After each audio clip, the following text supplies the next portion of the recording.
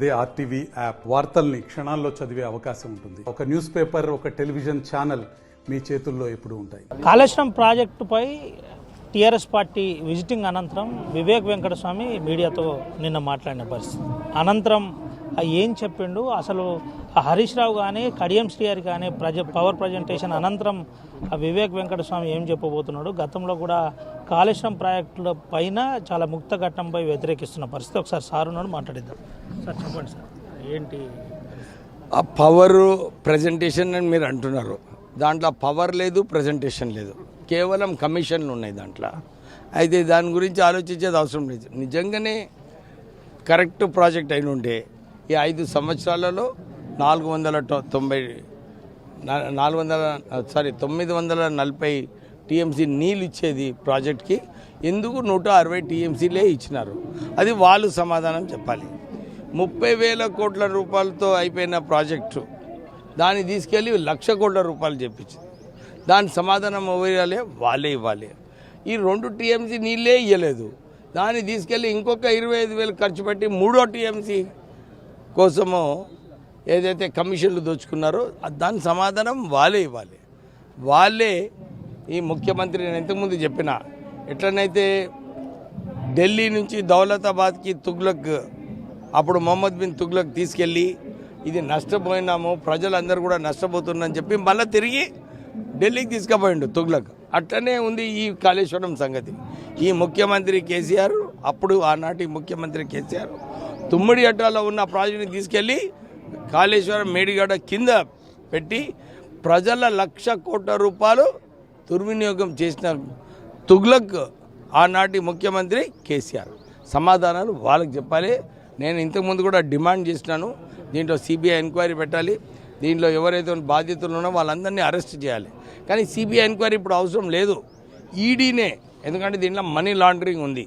ప్రజల పైసలను దోపిడీ చేసుకొని ప్రజల పైసలను దుర్వినియోగం చేసినందుకు మనీ లాండరింగ్ యాక్ట్ కింద వాళ్ళందరినీ కూడా బుక్ చేయాలని చెప్పి నేను డిమాండ్ చేస్తాను. సార్, ఇంకో విషయం సార్, కాంగ్రెస్ పార్టీ గతంలో ఎక్సెస్ ప్రాజెక్టులకు ఎక్సెస్ పేరుతో కోట్ల రూపాయలు ఎక్స్టెన్షన్ చేసింది. అప్పుడు లేనిది ఇప్పుడు కాళేశ్వరం మీదనే ఎందుకు వచ్చింది? 30,000 కోట్లతో జరిగింది, 1,00,000 కోట్లు అంటున్నారు. ఇదంతా ఇంటెన్షియల్లీ. నిజంగానే వారు చెప్పిన విషయం కరెక్ట్ ఉంటే ఈ ప్రాజెక్ట్స్ ఎల్లంపల్లి, మిడ్ మానేరు, ఇవన్నీ ప్రాజెక్ట్స్ కాంగ్రెస్ హయాంలో అయినాయి, పూర్తిగానే నీళ్ళు ఇస్తున్నారు. అయితే వాళ్ళు ఏదైతే మాట్లాడుతున్నారో కేవలము వాళ్ళ లోపాలు ఏదైతే ఉన్నాయో, వాళ్ళు ఏదైతే ఇన్ని 1,000 కోట్ల రూపాయలు మింగినరో దాన్ని కప్పపుచ్చుకోవడానికి ఇలాంటి అలిగేషన్స్ పెడుతున్నారు. అది ఎంక్వైరీ కమిషన్. నిజంగానే 10 సంవత్సరాలు నువ్వు సత్తాలో ఉన్నావు, నిజంగానే దుర్వినియోగం అయితే నీ పనేంది, నీ బాధ్యత ఏంది? మంత్రిగా, ముఖ్యమంత్రిగా ఉన్నప్పుడు అప్పుడే చర్యలు తీసుకొని ఉంటావు, అప్పుడు తీసుకోలేదు.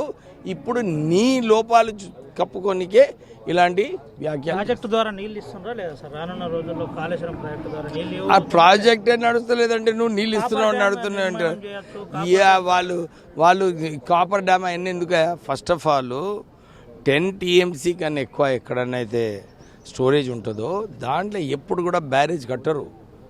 ప్రపంచవ్యాప్తంగా కేవలం డ్యామ్ కడతారు.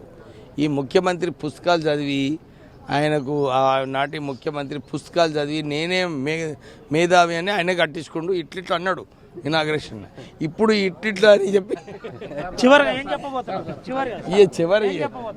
చివరి చెప్పి ఏం లేదు.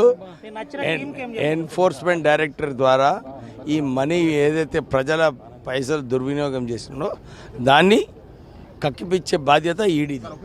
ఇది పరిస్థితి.